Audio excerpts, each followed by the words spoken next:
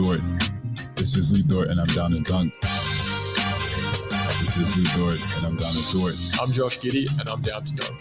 Hey, this is Kenny Hustle, and I'm down to dunk. I'm Darius Baisley, and I'm down to dunk. I'm Mike Muscala, and I'm down to dunk. This is Poku, and I'm down to dunk.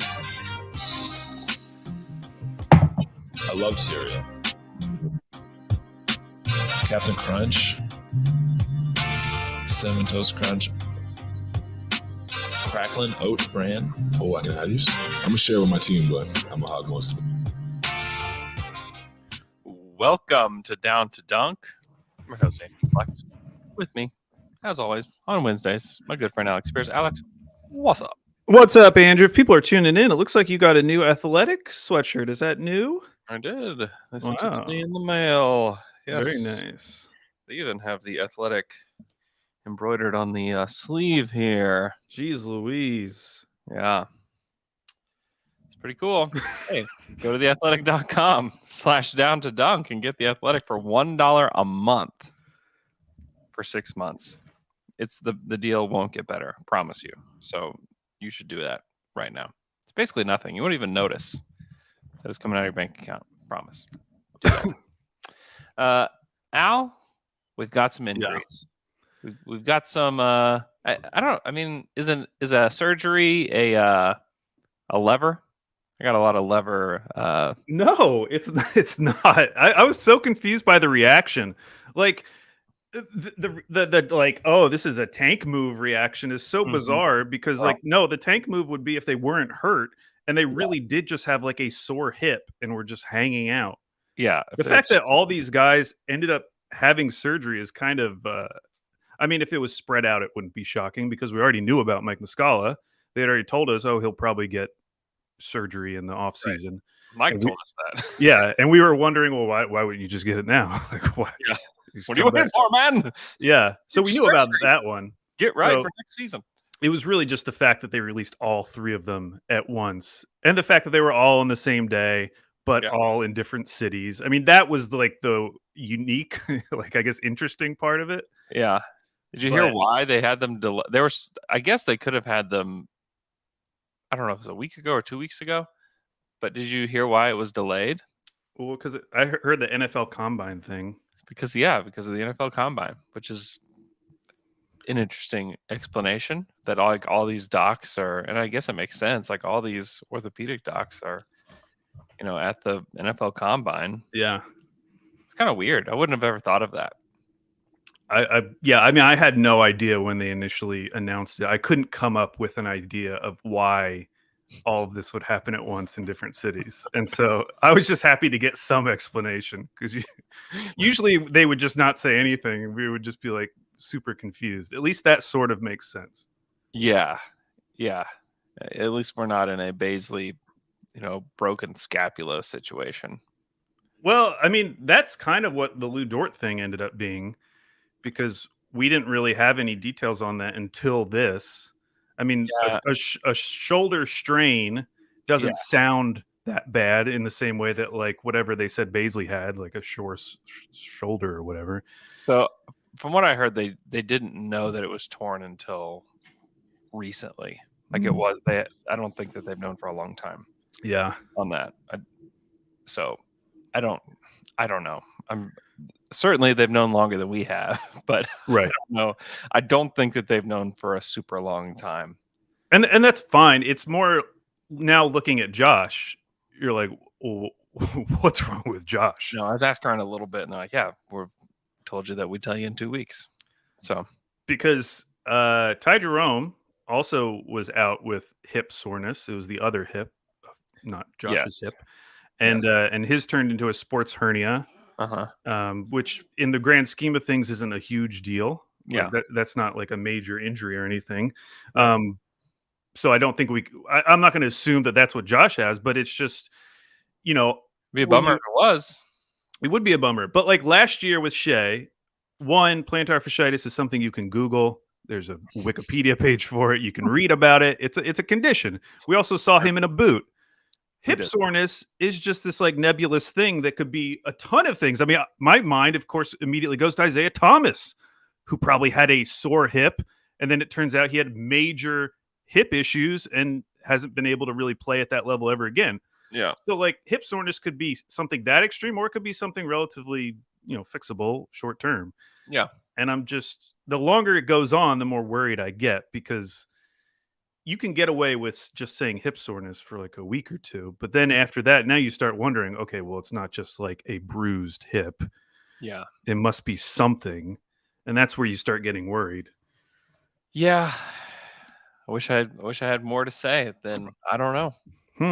Interesting, Andrew. So you're not hiding anything from us? Not hiding one thing from you or Hmm. anybody else. I would love to see Josh play with Shai, though, especially with how good Shai is right now, and the fact that he's essentially playing games with the blue right now. Yeah, well, I want to see him, because if there's any downside to what Shai is doing right now, it's that it's the question in your head, like, would this work with Josh? Because Mm-hmm. I've seen a lot of people say it would work with Josh, because he is still playing a little off ball. He doesn't, interestingly, like, think about when Russ was on this team, he brought the ball up the court like 99% of the time. Yeah. That's not the case with Shai. Like, sometimes he'll start off ball, come off a screen or something. Same thing with Trey Mann. But one like interesting context to all this is that during this 7-game stretch, his usage has been close to 38%. Yeah. Which, to put that in context, Russell Westbrook only went over 38% twice in his career. Sure. Over a full season. So it a complete necessity, though. It is by complete necessity. At the same time, he's been way better than he's ever been before at that usage. It's been really good. And that's where I start wondering, because it's like he is playing like the heliocentric kind of role right now for this team, a la Luka or James Harden, and it's working out really well. Higher usage than he's ever played with before. But clearly, or I don't know, because clearly, like, is that the best thing for the team going forward, or is it not? And he's looked so good in that role with that increased usage. Well, I'll ask you this: who is the player that helped James Harden get the furthest in the playoffs? Well, in Houston, or period. What? Oh, well, no, I mean, it's Kevin Durant and Russell Westbrook, Andrew. We went to the finals, Andrew. Heliocentric player. Yes, it was Chris Paul as like the guy. That's where, I mean, yes, I could see a world where Shai is like the primary guy and his usage is like 33%, and he's got just all these weapons around him. Yeah. However, like who is the last guy to like get to the finals as that guy with just by himself and everybody else is like a role player? No, I agree. Like, I mean, I think of Luka that way. Like, I feel like Luka could potentially be that person to get to the finals playing that role. But they just traded their second best player for like, they were like, we just need more ball handlers. We need more guys to have the ball. Right. You know?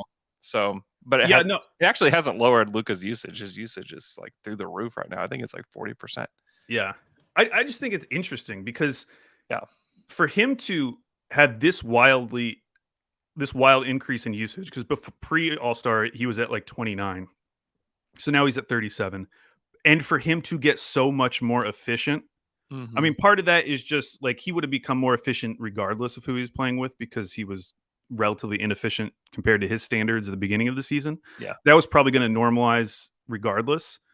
But for him to be this efficient with this usage is just kind of like opening my eyes a little bit. Like, what could Shai be? Like, how successful could he be in this role if you surrounded him with players who work in that kind of a system? And like, because you see it with like Isaiah Roby even, but Lindy Waters especially, like these release valve type players. Mike Muscala was that as well. Like, just wide open threes whenever they really want them. Yeah. I mean, I was shocked to do in the draft is to get guys that can be those release valves. Yeah. Yeah. Because, obviously I don't know. Maybe people are really high on Roby and Waters, and maybe they'll end up making an NBA team. Maybe it's the Thunder, Andrew. I'm trying. We're getting like blown out, so I don't want to get like too excited about any of these guys. Don't do that. But I will say this. Isaiah Roby set some great screens last night, because I swear on every single screen they were getting major separation, and the Bucks were playing like dropping, which makes sense because you worried about Shai driving to the hoop. But so as a result, Shai would be like in the middle of the paint with like no one around him and could just decide what he wanted to do on every single play. Yep. And part of that is credit to Roby. He was really nice. Yeah. They did the same thing against the Jazz, where the Jazz drop all the way down and the mid-range is wide open. He's automatic. I mean, he's shooting 54.5% from the mid-range since he's come back from the All-Star break. Yeah, and 76.5% in the restricted area. 76, and it's crazy. He was 60%, which is still solid for a guard. Yeah, but 76.5. I mean, that's like like DeAndre Ayton numbers that he's putting up around the rim. And it's not like it's no attempts. Like Aaron Wiggins is 8 of 10. Yeah, he's 26 of 34. Yeah, it's interesting. He's also 40% from on above the break threes, 10 of 25. He hit that deep three last night. It's like, why is he pulling that? And then it just swish. I mean, he is really feeling it. And I asked him about that last night. If he, like, do you feel the progress on the court that you've made? Like, what's that like? And he said that he just feels like he's in a really good rhythm right now. It feels really good. But he said, I'm trying to stay level-headed and not get too high or too low on anything that I'm doing. He's just a kind of a fascinating character, honestly, because he's not your typical superstar, right? He's very even keeled, doesn't have a tech in his career. I asked him after the game about just how he handles the officials, because he just never complains and never really talks to him. He just will do his thing. And he said that that officials are basically, he pulled like their people to card, Yeah. They make mistakes too. And he also said I get enough calls. I was gonna say, like, it's easy. It's probably easier to say that when you're getting to the line as much as he does. Yeah, it's also probably easier whenever they're not calling the push off fouls at all. Yeah. But it is wild. So like I went on StatHead. I looked up a bunch of different. You can look like span finders for an individual player, and I was just trying. I had an idea in my head, and I just wanted to confirm it that this is definitely like the best stretch in Shai's career. Yeah, like there's never been anything like close to this, really. And you can look at a bunch of different markers, because it's not just that he's like scoring a bunch. It's not just that he's wildly efficient. He's also like generating a ton of steals on the defensive end. Yep. It's like all over the court he's making an impact. And it's funny that it's happening at this time when he's playing with like this skeleton crew of a bunch of guys who were in the G League 2 months ago. But and you can argue both ways, because you can say, well, he's getting this increased usage, so he's going to get more opportunities to do everything he's doing. But on the flip side, like watching him night to night go through this gauntlet where he's been playing really good defensive teams and seeing how they try to stop him and still being unable, to the point where like I go back to watch, like this morning I rewatched the first half because I just wanted to see like who was on him, who did well, who didn't do well. And it like just doesn't really matter. Like no matter who is on him, he figures out something that can work for him. Yeah, he's adjusting on the fly quickly. He did that. Like Gobert was really bothering him the other night, and it took him like 7 minutes, like within 7 minutes into the game, where he couldn't quite figure it out. Then he kind of felt out the situation, and then was incredible the rest of the game. He's playing against Drew Holiday and Giannis. I mean, that pair is almost impossible for some guys. And you could see it with it made Shai look so much better because you could see it with all the other guys, especially with Drew, that Poku did it once where he like tried to dribble into the paint and Drew was there and he just completely went back out and passed the ball. Yeah. Lindy did it.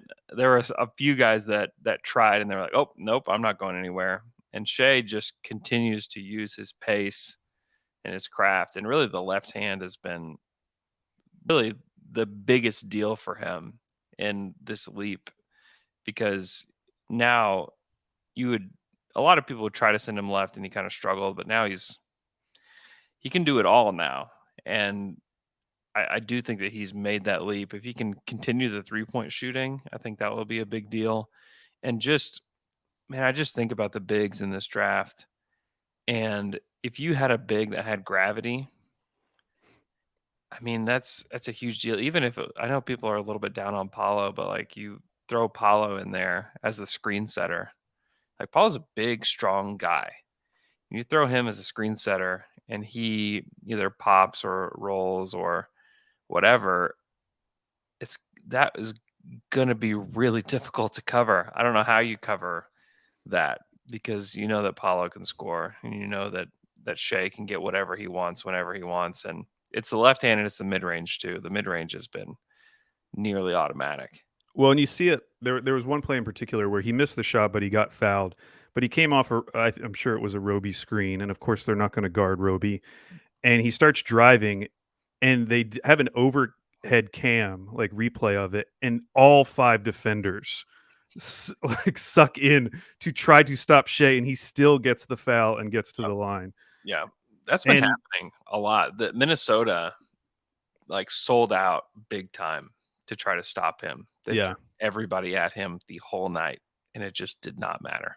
And that's where, like, because back in like the Robertson days and even with Dort, like we talk about Dort as like the hardened stopper, or we felt that way about Robertson. It's like, who is going to be the guy that really gives this version of Shai fits? Like, somebody will be good enough to like make him have to adjust significantly. I don't know who that player is going to be, but I keep waiting for it as we go throughout this run, and it hasn't happened yet.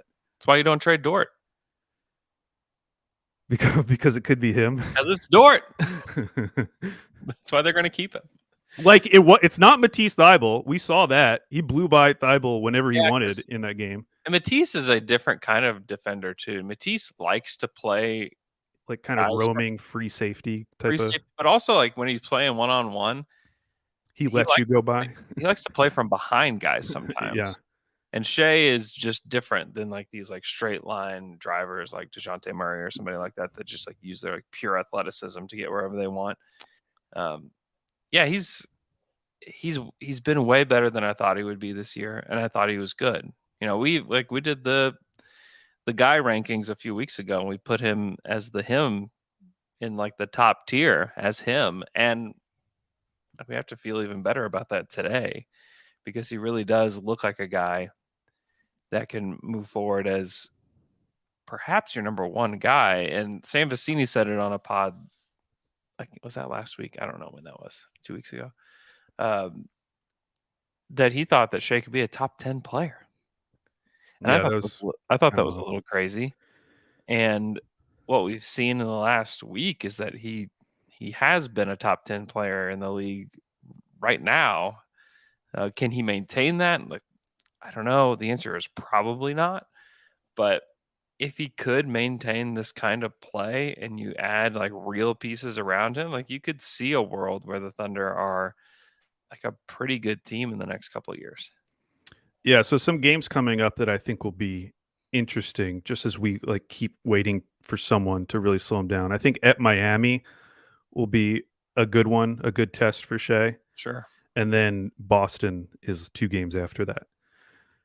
Those will be 2 really good matchups that maybe he hasn't seen a defenses like that yet in this current form. So we can kind of, as like a measuring stick game. Yeah. I mean, I have a hard time seeing him struggling because the Drew Holiday test was like a huge one for me. Yeah. The Drew Holiday Giannis test is probably even bigger than some of those. I know those defenses have played better, but man, like, I don't know. That's a big one. It's been impressive. And so the fact that he was this was like the biggest thing for me last night, is that he's +4 in a game that you just get crushed. And it felt like that. It felt like that when he went off the court. it was just like, what do we do? How do we make? Oh my gosh, the second unit in that game, whatever that lineup was, it was a lot of bays. Like obviously, when Trey Man's doing stuff, you feel good, but it was a lot of Teo, Yeah, a lot of Teo, Poku mixed a lot in of there. guys. Yeah, They and I don't I would like a little more direction for that second unit just because it just feels so hard for them. Like they're running, like they're what doing would you stuff. do though? Like if Teo Maladon is a point guard, then like I don't know, like can he run an offense? No, they tried. I watched it like 3 possessions in a row. The Bucks just shut him down. So what about Trey Mann? I Trey's so much better when he's playing off of guys. When he is. can It's play true. 1-on-1. I mean, that's where when we talk about Trey's ceiling, what he can be, like that's you're kind of seeing like, man, he'd be like just an awesome 6-man like microwave guy. Yeah, I mean he moves so well off ball. Yeah. You know, coming off screens and then using that space to get downhill or whatever he has to do. Yeah, I don't know. I wish there was something to make that second unit flow a little better because it really is a point where you could probably just turn off the game. Like you're not learning anything during those minutes. I mean, they're playing guys that are not going to be playing next year. Right. Yeah. I mean, Waters, Sarr, Maladone, Krejci might even be a guy that don't play next year. Roby. I mean, Roby didn't play until everybody was gone. I know. Yeah, because we were texting with Mikey because he was like, I'm feeling kind of good about Roby. And you and I were both like, that's fine. We get it. But at the same time, the team refused to play him when there was anything on the line ever. Like when anyone was healthy. Like they only bring him out when the plan is clearly we must lose this game. And that says something to me. Yeah. Yeah, and he's had some like he played really well in Denver. Like great. Dude, I mean, like, other than Shai, who do you feel more confident about finishing around the rim? Like, he's a good play finisher. He does a really good job in that role. Yeah. It's just defensively, I don't know what he could ever be. There's nothing. Baisley is 13 of 16 in the last 7 games. Where? In the restricted area. Is he really? 81%. Yep. Wow. Roby's 71%. It's like he's very good too. Yeah. Wow. I would have never guessed that for base. Guess Trey Mann in the restricted area. Oh, it's like 33%. That's exactly right. 33.3. Yeah, because I looked it up this morning. Because I was checking. I was like, it must have gone up. He had like a couple nice finishes in that game. And then I look under. Yeah. And then I look it up, and it's like, 33%. That's kind of Trey's thing right now, is that his game looks so good that you just assume. Like I was like, oh, he's probably got 15 points by now, and I look up, he's got 8 on 9 shots. I'm like, oh, okay. Like he's just so much fun to watch. He's just such like a graceful basketball player that you just like everything looks good. I mean, after every shot, I'm like, that looked good. After every single shot. That was awesome. That was great. Ball didn't go in, but it looked good. He's definitely he's reaching the level of NBA smart guy because I mean KOC's written about him.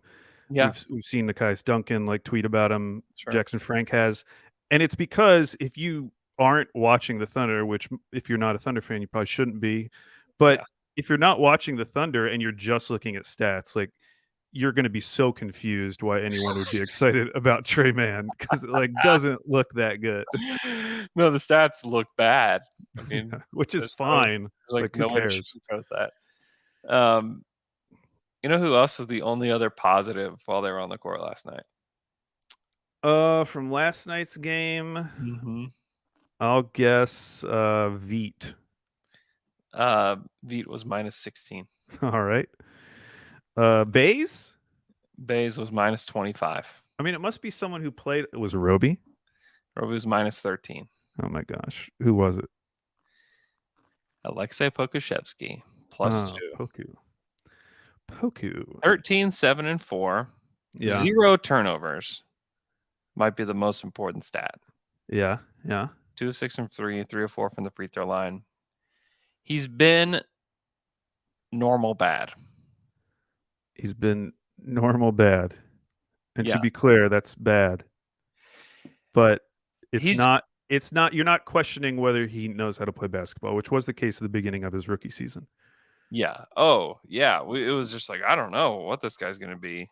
I got to pull up Mark's quote because I was cracking up about it after he left the room. I asked Mark. So my question was, and this is something like Mark continues, like anytime you ask him about Poku, he says something about him competing. Like, I just want him to compete. That's all I want him to do. I want him to be out there competing. He's doing that, and that's great. So I asked him, okay, I said, we know that he's competing. That's great. But tell me what you think about his offensive progression from like this time last season to now. And he said, last season, he was like a slot machine. You either win the prize or you lose your life savings with Poku's decision making. Like, oh, that's a great analogy, number one. And it was true. I mean, he had like spectacular plays, and he had plays that was just like, oh my gosh, like he's never gonna figure it out. Is how it felt. And now there's just less of that. Like, he looks like a player. Like, he looks like an NBA basketball player, and he's improving and he's getting stronger. And he talked about how much the strength has helped his balance, which I agree with. I think that's definitely been something that you can tell that he's improved at, is just his overall balance on the court due to his strength. And I preemptively asked this question just because I'm asking, I think we talked about it, and I'm just curious. I asked about Summer League. Like, is he going to play Summer League? Is that in his plans? And he said that like it's much more on the table now than it was last year because of his strength. So we might actually get some Poku Summer League action. That's interesting. Yeah. I mean, yeah, I'm happy, I guess, with Poku right now. I'm not like. I mean, from where he was 2 months ago, where it was like, oh gosh, are they gonna? I mean, I think you asked, like, are they gonna decline his 4th-year option? Yeah, because it is so bad. I guess the only thing is like we should recognize what we've lost, because we don't see as many of the like highlight factory Poku mixtape plays as much anymore, which is fine. That's part of probably him becoming a better player and making better decisions. Yeah. But I just hope that he doesn't lose that spark, Andrew. I don't want him to think of himself just as a role player. I still want that alpha brain Poku to reemerge at some point once he feels more comfortable, in the league and with everything else. Yeah. That full court pass that he threw to Roby was really nice last night. And I mean, he's playing well. There's like definitely points in the game like, oh, okay, like he's figuring it out. And his 3-ball looked good. He only hit 2 of 6, but there was a few shots that were just in and out. He's just looking better. And which is just positive. He is 6 months younger than Chet Holmgren. Yeah. 6 months. Younger? Sorry, older. Older. Older. Gosh, they did something illegal. He's Benjamin Buttoning. That would be crazy to have Kid Poku in like 3 years. Where he's like reverted back like Benjamin Button. Now he's 13, but he's still on the team. Wait, is Poku shorter? Like, what's going on here? That would be a wild story. But he gets better. He gets better as he gets younger. I could see that. Where like Poku's optimal size is really like 6'7". No, like 5'9". 5'9" point Poku, 13-year-old. He's like, oh, these arms were just way too long. Was way too big. I want one more thing on Shai real quick.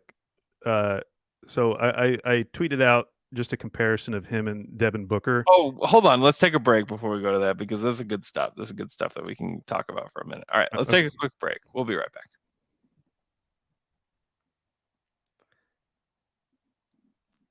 And we're back from that quick break. Al, give us some Devin Booker Shai stats. Well, it's I just wanted to compare their 23-year-old season. So for Devin Booker, that was the bubble year. So that was pre Chris Paul, which actually is a good like comparison point because he didn't have another major ball handler on his team. Like that was that good. Obviously, Chris Paul is awesome. So the first thing that stood out when you look at these stat comparisons in this season for each of these guys is how similar their shot selection is, just at like a very basic level. So this is all of these numbers are going to be Booker versus Shai. So just field goal attempts 18.3 to 18.7, 3-point attempts 5.7 to 5.4, 2-point attempts 12.6 to 13.3, free throw attempts 7.3 to 7.3. Like they're getting their shots from similar parts of the court, broadly speaking. Like this isn't broken down by like mid-range, restricted area and that. And you look at them across the board and they are pretty similar. Now, obviously, Shai is getting weighed down by the fact that he was not a good 3-point shooter at the beginning of this season. And so Booker's going to look better. You know, his true shooting percentage is 62% that year versus 55% for Shai. Yep.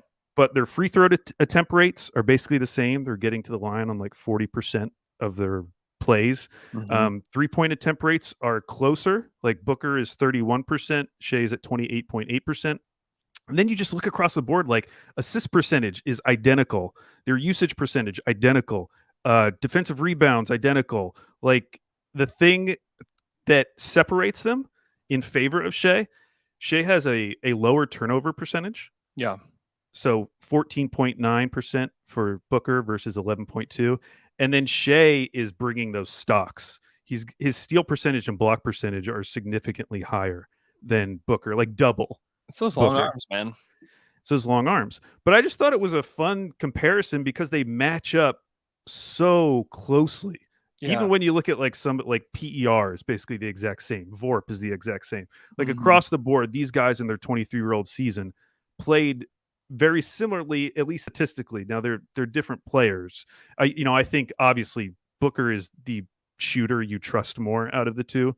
Yeah. Whereas you probably trust Shai more as a drive and finish type guy. So they play different games, but just thinking of those guys in a similar archetype. And that's exciting because Booker's a really good player. And I think Suns fans are probably having those conversations right now as well. It would be nice if he was playing because he's out with the health and protocols. But like, is Booker a number one guy? And if Booker is a number one guy, how good are the Suns with Chris Paul out? I think that's still a question. Still a really interesting question because we never got the answer. They were never a playoff team with Booker as their number one guy, no doubt about it. Yeah. And there will be a world post Chris Paul where Devin Booker is probably still on the Suns. Yeah, and I think he is at that point. Yeah. It's just going to take a few more years till we like that's fully realized because Chris Paul will be there and play such a huge role in that offense. Yeah. But yeah, I just thought that was interesting. And so then a sidebar to that is that I don't feel like Shai has gotten the Booker treatment in a negative way. Because Booker, when he was playing on those bad Suns teams, he's had a 70-point game during that stretch. Yeah. There was so much talk nationally framing Devin Booker as a good stats, bad team guy. Chucker. Yeah, just this guy who he's putting up these stats, but it's on a terrible team. Who really cares? Will this translate to winning? I don't feel like that's happening with Shai. And there's probably a few different reasons for that. Like the most obvious one is that Shai was on playoff teams his first 2 years. So like the stench of losing was not as firmly attached to him as it was to Devin Booker. But at the same time, like this version of the Thunder gets way more national attention for being the quote unquote tanking team of the league than those Suns teams did. Yeah. So I just think it's an interesting comparison. I think it's good. Like obviously everyone was wrong who worried about that with Devin Booker. And so maybe it's just us evolving. Do you have any thoughts about why that hasn't really happened with Shai? Yeah, I mean, no one's really talking about the Thunder play on the court at all. Yeah. Is part of it. I mean, you just don't ever hear anybody talk about OKC. And if they do, we have such a famous president of basketball ops, and like the entire narrative with the Thunder is built around the plan. It's not built around the current players, and you can more center it on like Josh because he's a rookie and it's more fun to talk about rookies. But if it's guys that we already know about, it's like, whatever. Like, yeah, we know he's good. Yeah. So, yeah, I mean, and with the Suns, it was always, well, like, what's the future here? No one, like the Suns were really bad for a really long time. And they were trying to be good. Like they were signing guys and they were trying to make moves, and they were just bad year after year. And bringing in a lot of coaches. tons of coaches. Like there was just no like real plan in Phoenix really before James Jones got there, where it was like, what are we doing? Like what kind of team are we trying to build? Where with the Thunder, it's like there's no secret as to what they're doing, and it's almost to the point where it's like, okay, we'll check back in on how the Thunder are playing in 2 years when we know that they're done with this charade. Is kind of how it feels like a lot of national people. Yeah, maybe it's that this has worked in Shai's favor, that like OKC's competence as a franchise has kind of taken the attention away from him, Yeah. because nationally, you're right. Like Sam Presti is the quote unquote star player of the team that people want to talk about. Well, I Whereas, mean, yeah, LeBron's talking about him. right. You try to ask him about Josh, and he's like, I want to talk about Sam. Whereas with the Suns, like they were perennially this like dysfunctional team. Like everyone always knew about Sarver, but also like I completely forgot that Jay Triano was a coach for them during that period. Like they had Hornacek, Earl Watson, Jay Triano, and then Coach Igor, and then they get to Monty Williams. So Booker has 5 coaches in a 5-year, or is it? 5-year span. They fire Earl Watson after 3 games into that season. Yeah. I mean, just so much more dysfunction. And that probably was influencing how people thought about Devin Booker. He got associated with that dysfunction. Yeah. You're in the news for all the wrong things. When the Thunder make news, it's either like they did yesterday with injuries. And like every team has injuries, but they have a lot of them right now. Or it's about losing or tanking or a move that Sam has made. Like that's when the Thunder are in. Whenever it's essentially a team building concept that either people agree with or disagree with. Like those are the reasons that the Thunder are in the news. Or luckily we had Giddey go off in Madison Square Garden, and then people talked about it. Some of it is that like Shai's been great at home. Shai's been going to be probably good again tonight in Minnesota. Like who cares? Like, if he was doing this, and he did it earlier this season in LA when he hit that shot from like half court, and everybody, I think people were talking about him then, but it really does matter. If he did this against the Nets in Barclays, I think people would talk about it. So much of it is about where you're playing, who you're playing against.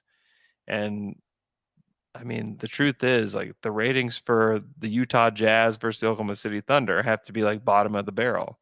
Like, even though Giannis is Giannis, nobody's watching that game last night. Yeah, that's also a huge part of it. If you can get national eyes on it, well, then maybe people would talk about it. Like Brian Windhorst came to Oklahoma City before the season started, watched a preseason game, and then talked about it on his podcast. Talked about how good he thought Josh was. It's just about who's got where the eyes are, and for the most part, it takes a pretty special game to get national eyes on the Thunder.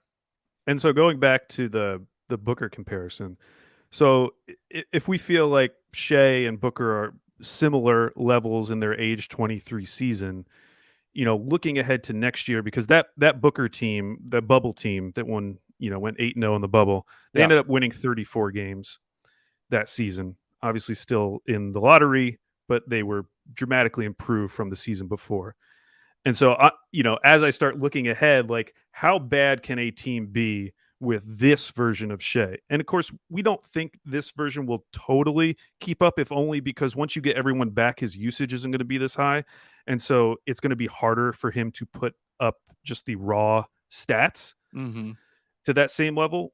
But if we just got all of this Shai, where like it's the passing, it's him, his 3-point shot is hitting, like he's still finishing, he's still getting to the rim, like that's a star player. How bad can you be with that star player on your team, unless you dramatically pull, not even pull levers, because we talked about the surgeries, unless you have like this cataclysmic injury thing that happens with all these guys. Like how bad can that team really be?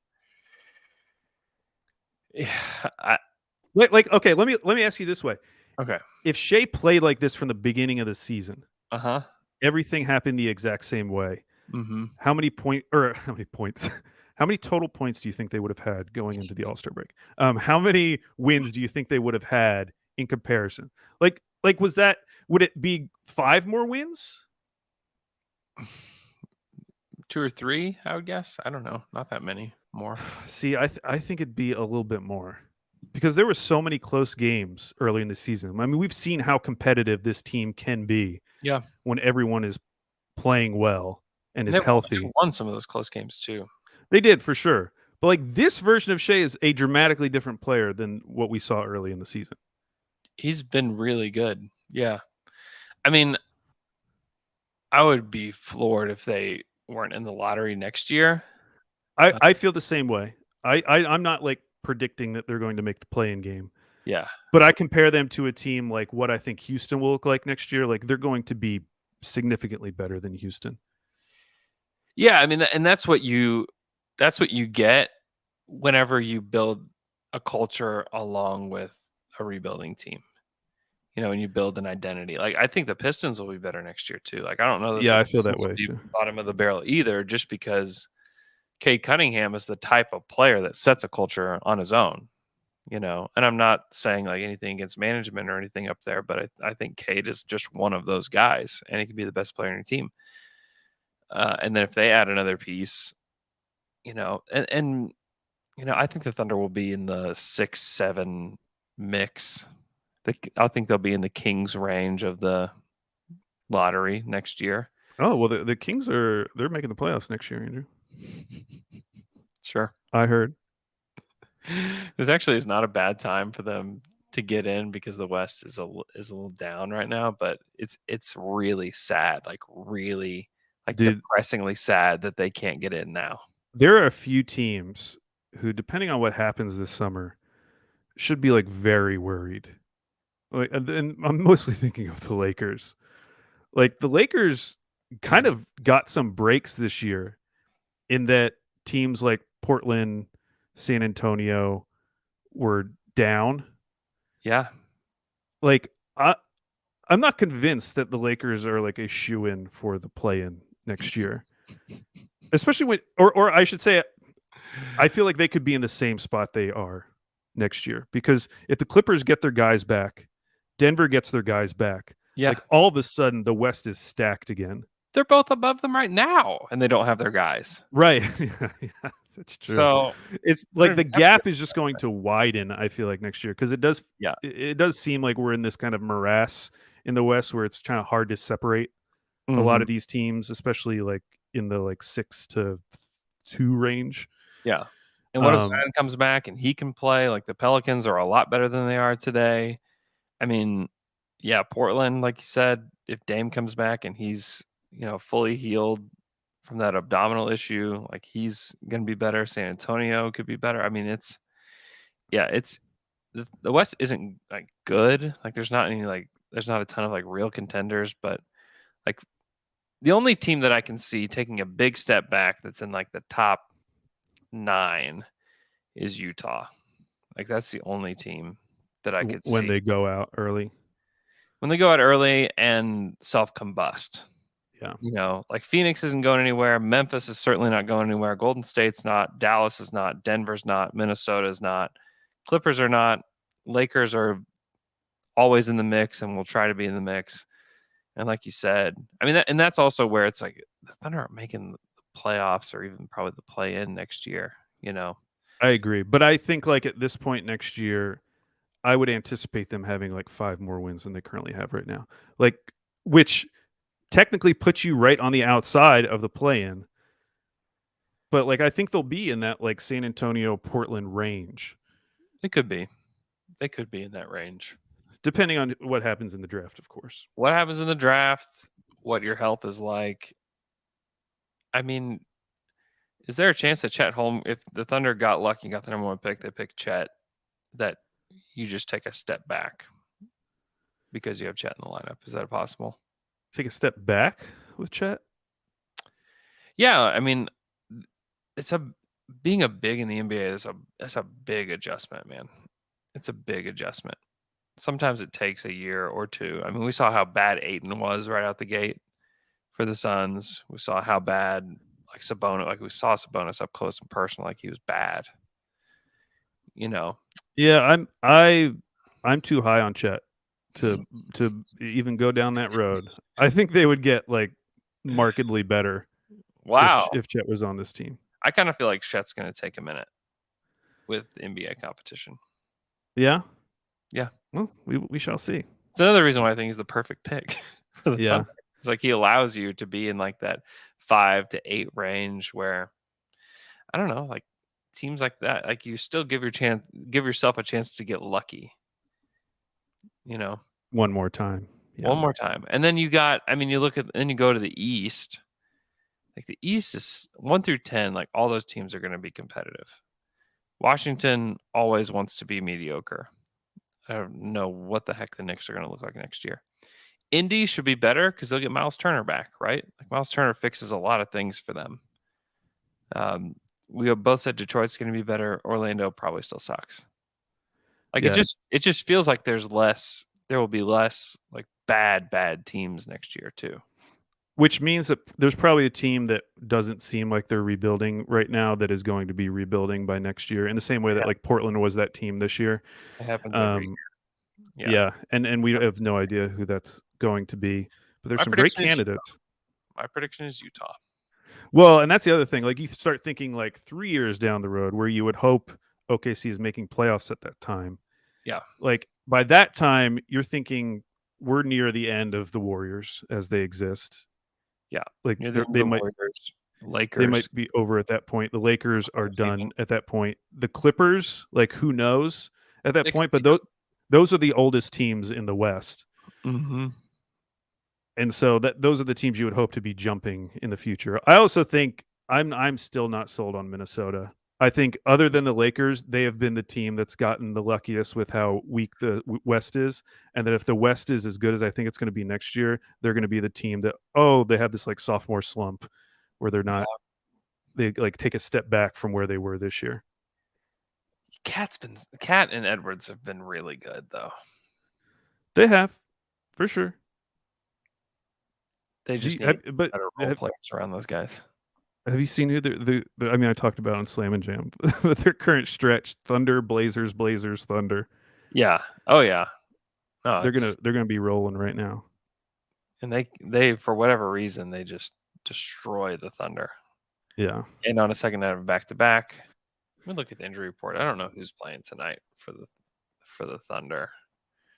I mean, obviously not many guys, but you just wonder, like, would they sit Shai on a back-to-back after playing him a bunch of minutes last night? Like, I don't know. So there's a game coming up against the Blazers that's on a Tuesday night, so right before a Wednesday pod, Andrew. Yeah.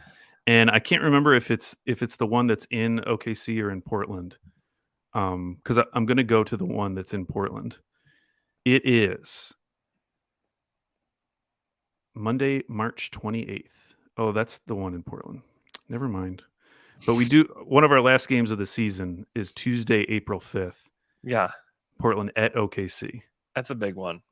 That's a really big one. The Thunder have not won on a Tuesday yet this season. I know it's kind of a nice thing for this podcast because we always have to talk about a Monday game, but there's only been 4 Tuesday games. It felt weird to be. I was sitting by a few people. I was like, it feels weird to be in here on a Tuesday. Like, it's nice. We should have more. Yeah, I like the Tuesday game better because oftentimes I feel like I can't go to Wednesday games. I go to a lot of them, but I feel like I can't go because I have to work that night, and it just makes the night a lot more difficult. For the Timberwolves tonight, Pat Bev is questionable with right ankle soreness. Anthony Edwards is questionable with left patella tendinopathy. Jalen Noel is probable with a nasal contusion. Torian Prince is questionable with back spasms. D'Angelo Russell also questionable with bilateral hamstring soreness. Jared Vanderbilt questionable with left quad contusion. Uh-oh. And McKinley Wright the fourth is out. Uh-huh. It's on a G League assignment. Okay. I've never heard that name in my life. Mark Schindler had a tweet the other day that started off with the name Brandon Williams. And like, I saw that it was a video and I just assumed it was a college prospect because I hadn't heard that name yet. And apparently it's someone on the Blazers. It was like the deepest of all deep cuts. The Blazers is like the ultimate who he play for team right now. Like there were teams earlier this season whenever we had like all the health and safety protocols where it was like, oh man, you can't name any of these guys. Like it's like who he play for is every night in the NBA. Well, now that we're kind of past that, the Blazers are that team now where you just don't know who any of these Well, guys I was looking it up because I was trying to put into context like how bad Portland has been. They have the most 30-point losses in the league with 8, which is kind of funny to think about because if you just ask that as a trivia question, I think most people they think of the 73-point loss, so they might say OKC, or you might think Houston would be another good guess, but it's Portland. And Taylor Lynch, who's one of our listeners, he actually sent me a little stat that in their last 5 games, they have a worse total point difference, which is minus 156, than any 5-game stretch from the Thunder the past 2 seasons. Wow. Like what they're doing right now, tank-wise, unprecedented. The last 5 games, you know what their net rating is? I don't know if I could pick a number high enough. I might say like minus 25. You didn't pick a number high enough or low enough. Minus 29.7. Oh, man. Their Yeah, offensive rating is 93.6. they legitimately could lose every game the rest of the season, which sounds bad. And in some ways it is because, we could slowly catch up to them. But here's the good part of it. They're about to have that stretch where they're playing all the bad teams. Yeah. So that means wins potentially for Indiana, Detroit, 2 games against Houston. Yep. Like if we can just split those last 2 games. Yeah, we just gotta against Portland. just don't play anybody. Just send Veet. Okay, that's all you need to do. Let's Veet, explore Lindy Waters as the number 1 guy. yeah, Ken Lindy. What can I he mean, do on Mark said ball? it last night. I asked Mark last night about what he's thought about Lindy. He said that he doesn't want to make him just a shooter. He wants him to be a basketball player. Okay. Prove it, Mark. Yeah, prove it. Prove it. Against the Blazers only, though. And honestly, just put 3 guys on the court just so we can get a clear look at, what the pick and roll looks like with Lindy. You don't need to crowd up the court, let's just run some nice set Don't plays. jump this up, Mark. Just, yeah, come on now. The Thunder in that same 5-game stretch are minus 17.5. Okay. You know who's 28th in net rating in the last 5 games? It's not Charlotte, but they were getting beat up pretty bad. Who is it? It's not Charlotte. It's a team that's been in the news, Al. Oh, the Lakers. The Lakers are minus 9.6. Yeah. How did you want to talk about Russ? Oh gosh, I don't know, Al. Yeah, we can talk about Russ to close this show. I guess we kind of have to, right? At least a little bit. Yeah. I've been thinking about it a lot because, well, first of all, the headline from what came out, like both with his wife on Twitter and in that post-game preference, like the headline was the death threats that they've gotten from fans. And so yesterday you saw a lot of people tweeting like death threats are wrong. And I just thought it was a little funny because it's like, who are you talking to? Like, we all agree that death threats are terrible. Like, does anybody disagree with?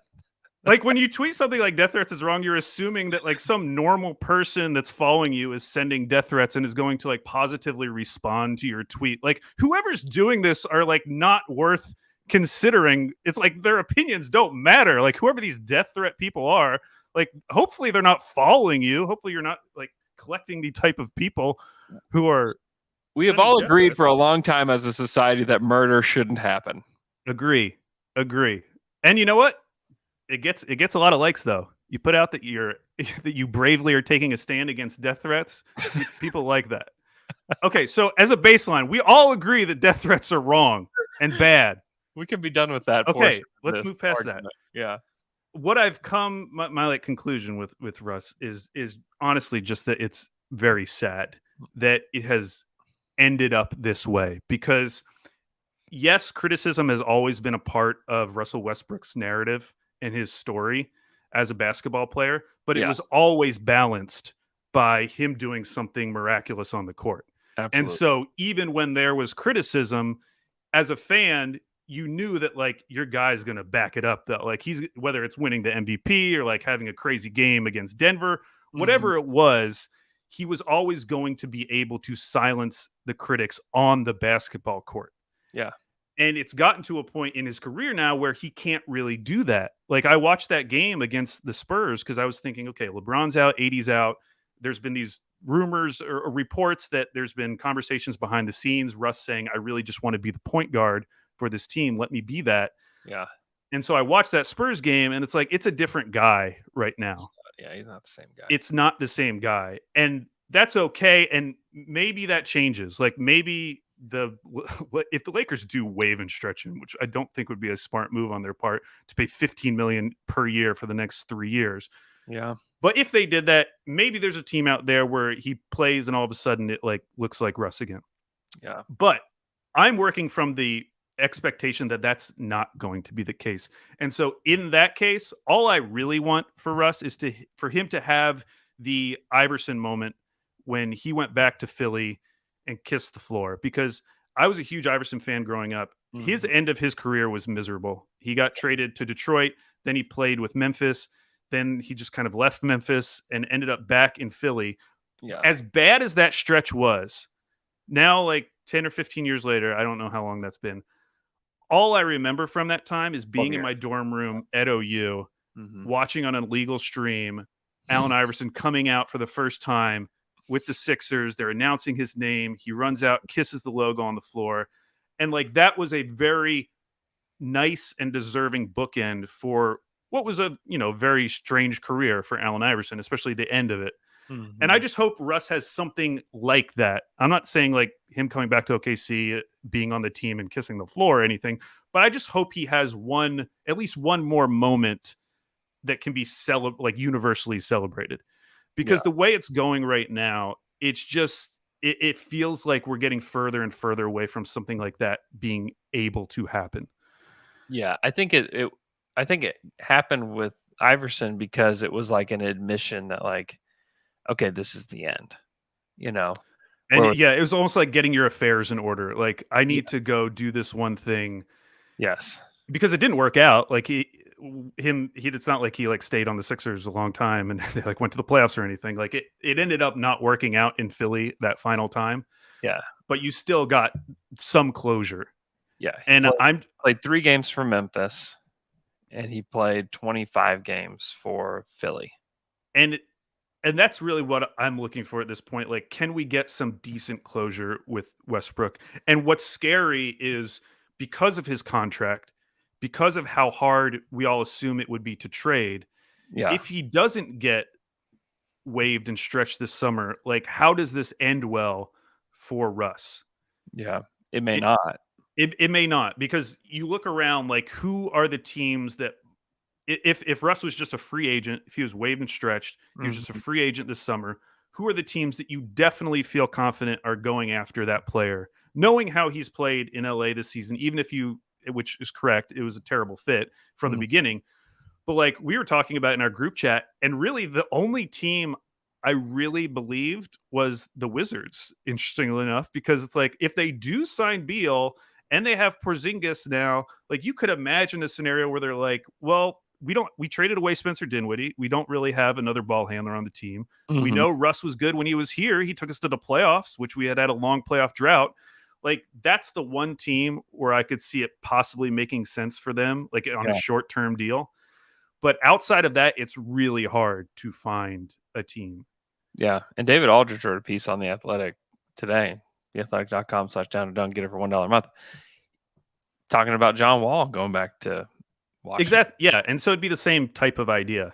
Yeah. Like that type of, veteran point guard who's probably definitely past his prime, but you're getting him on a cheaper deal. And he's still a significant upgrade of whatever you have. Cause it's probably like,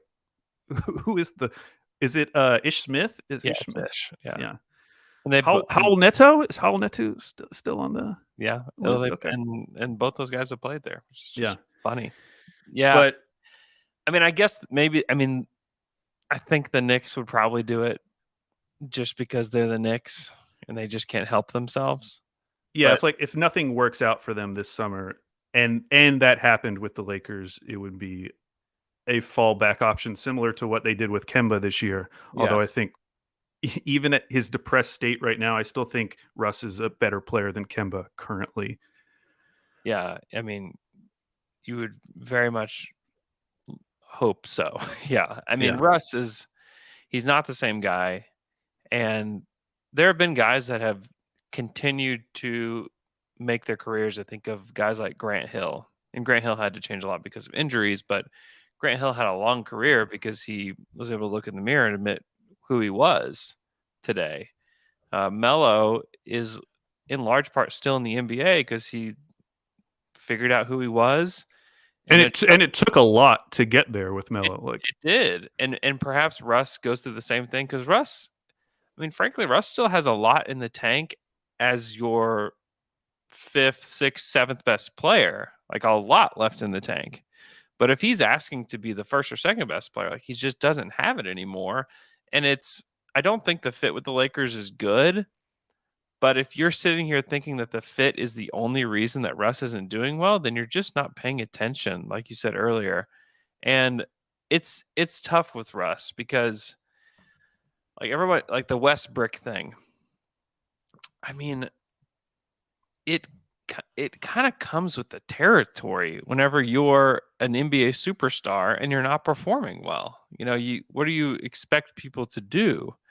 You know, I mean, it's a part of being in the public eye. I mean, it's just a part of it. And to act like that, to frame the way he framed it, like he basically framed Westbrook and the death threats in one big frame. And it's like, whoa, whoa, whoa, whoa, whoa.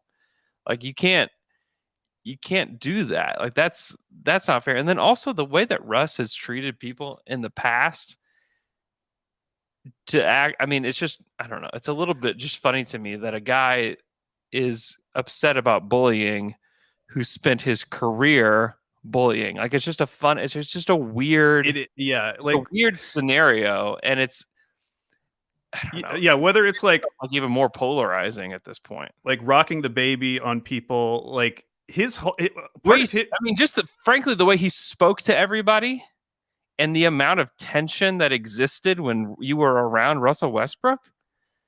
And that was part of like, especially for Russ fans, like that was part of the persona that you liked, was that he was this guy who wasn't going to take BS from anybody. Like he was going to rock the baby in someone's face. He was going to stare down Jeremy Lamb when he didn't hold out his hand to shake his hand. Like he was not like Barry Trammell brought this up on the radio yesterday, apparently, that Russ didn't call him by his name for his entire tenure there, like 11 years or whatever it was. Right. Exactly. Like when you built up that kind of persona, one, you are generating a very rabid fan base because people like that kind of figure.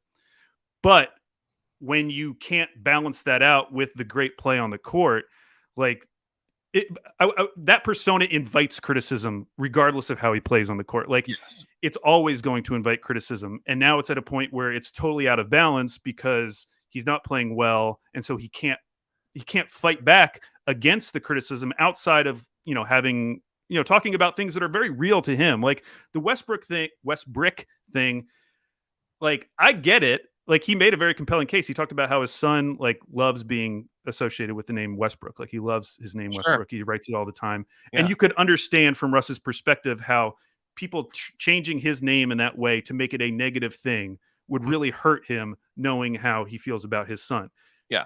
Totally get that. Yeah. At the same time, I don't know how you can police that as like the fan base at large of NBA fans, because in comparison to what other players are called, like Westbrook is ultimately just a very like run of the mill, like fan hate thing, like it's on the level of like Pandemic P and all these other like dumb nicknames that people have come up with, like La Mickey, like all of these things that fans have created. Like it's on that level. I understand why it's on a much different level for Russ, but I don't know how you police that.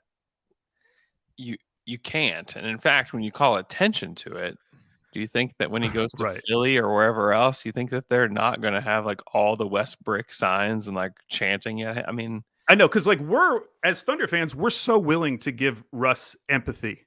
Like yeah, you listen to that and you can hear the hurt in his voice, and you're so willing to give him empathy because of everything he did for the Thunder over that decade plus. yeah, But as a fan of another team who has seen this guy, who's one of like the most outspoken, like trash talking guys in the league, the way he's like treated other players on the team, like it's such a further jump for a fan of another team to offer that same empathy.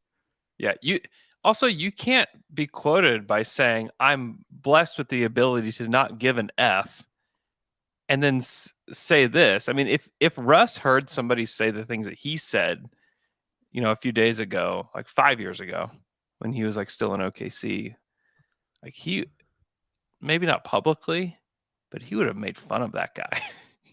Well, He'd have been, I mean, and it's because at this point, there's not anything for him to lay back on, like, oh, I'm still, a top 10 player. I'm still an all-star. I'm still making all NBA. I'm still all these things. So I don't care. And now that he's not, he's turned himself. I don't know if he's trying to turn himself into a sympathetic figure, but it certainly comes across that way. yeah, and I think for fans of Russell Westbrook, the idea, I think that's why this recent stretch has been so sad, because in some ways it's good. Like he does seem like he's becoming more human. Like in these press conferences, like that was probably the most human moment I've seen from Russell Westbrook over his career. But with that comes kind of like the removal of this aura around Russell Westbrook as like this god, this Yeah. basketball god who can do everything. Yeah. And in some ways that's good because it reminds you that all these players are real people underneath whatever we put onto them. But it's kind of like going from a kid and like watching sports in a certain way and holding these guys on this pedestal to just getting older and realizing that everyone's just a person like you and they're all going through these same stuff. And it kind of like, it's good that we recognize that these guys are human, but there's a part of it where it's like you just miss that like character of Russ. Yeah. There's just so much nuance and context with Russ that like almost everybody misses. Like if you are like staunchly like Russ is great, I can't believe they would do this to him, this is crazy, like you've missed it. Or if you're on like the complete opposite side, where like, oh yeah, he's been terrible for forever, like blah, blah, there's just so much more to all of it that I think the entire internet is almost missing. Like there's a lot there with Westbrook that I and Twitter like emphasizes and makes like the extremes the loudest. The people that are out there like quote tweeting all these things about how great Russ is and I can't believe you do this to him is like that gets amplified, and then the other side gets amplified, and then like the real nuance is just lost, like it's all gone. And it's so this actually dovetails really quick. Do you have time? Do we have like 5 minutes? I actually have a lot of time right now. Okay. So yeah. I just wanted to bring up like another a topic that kind of is like that, where like depending on who you're listening to, the takes are going to be wildly different. And the example of this is the conversation about Jokic and Embiid MVP. Yeah. Like I follow so many, I get quote unquote smart NBA people. Mm-hmm. All of them right now are tweeting or talking about how no one pays attention to Jokic, but that's like all I see. And so I'm like, what are you talking about? Like the only people I follow, like all the basketball people I trust are talking about Jokic nonstop. Talking about his Jokic. Yeah. Like Bill Simmons and Zach Lowe were on their podcast acting like no one had ever even heard of his name before. I was like, what is going on? But it's that idea where, and that's why, especially if I was an athlete or like a family member of an athlete, like I would have to avoid that stuff. Yeah. I mean, we get one. And like Nina and them know that. Like they know that. They know to stay away from that. They've had to do that for forever. And in their defense, like at this point, being in LA and this specific example. Like if this was happening right now in Washington, no one would really care. No one cares. If yes, if It's he was everywhere. It's if he was permeated this- everything. if he was this bad and the Lakers were winning, it wouldn't matter either. No one would care. Yeah. So I get it that like probably in some respects they like, cannot avoid it, but I just think like when we get one negative comment about a podcast or something, Yeah. and everyone knows this, like 10 people might say something nice, but that one is going to stick with you a long time. I can't imagine like the mental fortitude you have to withstand that amount of criticism, especially at a time when you probably know yourself that things aren't going well. Like Russ has talked about this, that like he knows things aren't going well on the court and he isn't playing to his ability. So I understand why all of this is bubbled up, but there's just it's such an interesting topic because of the person and the character he was in the NBA and in Oklahoma City, and carrying all that baggage with him to now here and trying to like unravel that and become something different is going to be so hard for a player like that. It's going to be difficult, but if he ever wants to still like be in the NBA and win people over again, it would be him going to like a really good team and like being what Andre Iguodala was to those great Warriors teams, where it's like, yeah, I'll come off the bench, I'll play a role, I will, shoot the right shots, I'll make the right passes, because he's still, I still believe that there's like a good, like I said earlier, 6th, 7th, 8th man in there. He still has the juice to do that. It's just, does he mentally have the ability to do that? Which is like, that's the big question. Is he able to take a step back, realize where he is in his career, and not try to force being the first or second best guy? He could even help the Lakers, for crying out loud, with who they are. They've got some shooters. If he was just willing to be a facilitator, which he's still a good passer, actually like sell out and play defense. Oh my God. Did you see that clip with Perk talking over it from the Yes. Spurs game? Yes. Oh my gosh, that was brutal. If you haven't seen it, there was just a Spurs offensive play where I think Russ, and it was an extended play. Like there was like a rebound, offensive rebound. Somebody said his controller got turned off. Yeah, Russ probably moved like 1 foot. Yeah. It was bad. Because, we're talking about like best rebounding guard in NBA history, one of the best players in NBA history. If he were just able to and here's the reason why he probably can't and won't do it, is that how he got to where he is by giving 100% of what he's got at all times, and having the extreme belief in himself and what he can do. Because he was, as a young player, people had a hard time figuring out what he was and what he was going to be, and trying to pigeonhole himself. He's not a point guard. He's more of a shooting guard, but he can't shoot. But what is he? Like, is he Tony Allen? Is he, nobody thought that he would be. If you told me in year 2 of Russell Westbrook, it was like, hey, Al, he's going to average a triple-double for years, and he's going to break these records, and he's going to win the scoring title. If I had told you that, you'd be like, you're losing your mind. Like, there's Right. no way he could do all that. And the reason that he got there was because of the mentality that is ultimately going to destroy him. Like that is ultimately it's like the reason he got to the top, and it's the reason that he is going to plummet to the bottom. And that's why I agree. And that's why going back to what I started with, like, I hope he at least has some moment similar to AI, because AI didn't change either. Right. When he played with Detroit, Memphis, Philly, like he was still the same guy. Yep. And that led to him leaving the league earlier. Mm-hmm. But he still did have that final moment, which as an Iverson fan, I'll always remember and is like an important part of his story. It like bookended that career. That's why I kind of hope he just has that at the very least, because I'm feeling less and less hopeful that he can like go to another team and just rebound and all of a sudden look like, Washington Wizard Russ from 2 years ago. Mm-hmm. Yeah, and Iverson was 34 when that happened. Russ is 33. Yeah. So we may not be that far away. I think he plays out his contract I mean, I guess maybe he doesn't if they waive and stretch him. maybe Oh my he doesn't gosh. play out his contract. But my guess is that he'll be on a team making that money next year, that they will figure out something. Now, the longer he bounces around, the harder it is to trade him. Yeah. You might have to give up an asset to get rid of him, at this point. Yeah, it would be nice if like we were having this type of season in like 2 years, and it felt like Russ, like that's where you could imagine a scenario Russ signing like for the last 10 games of the Thunder season and coming back and just playing 10 games Yeah. and then retiring.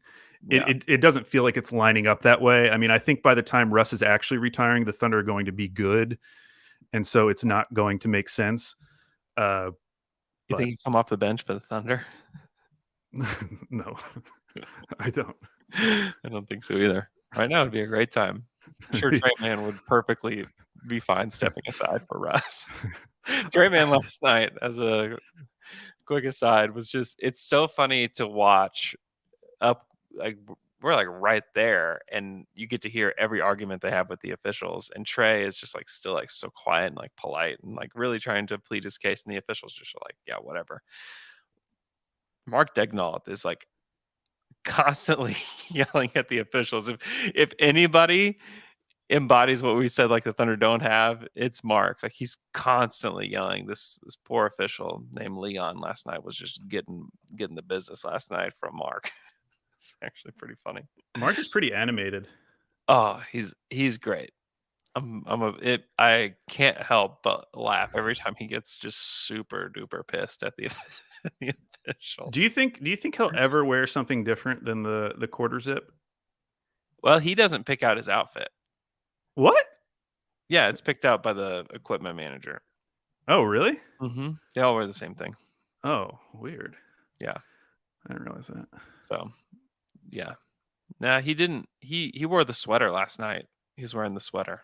Oh, the sweater. Okay. It has a little loop on the back. Very cool. But yeah. Anyways, I think we've reached the end of the podcast. Thanks so much for listening. Hope you guys are doing well. We will have another podcast for you on Friday, and we'll talk to you guys then.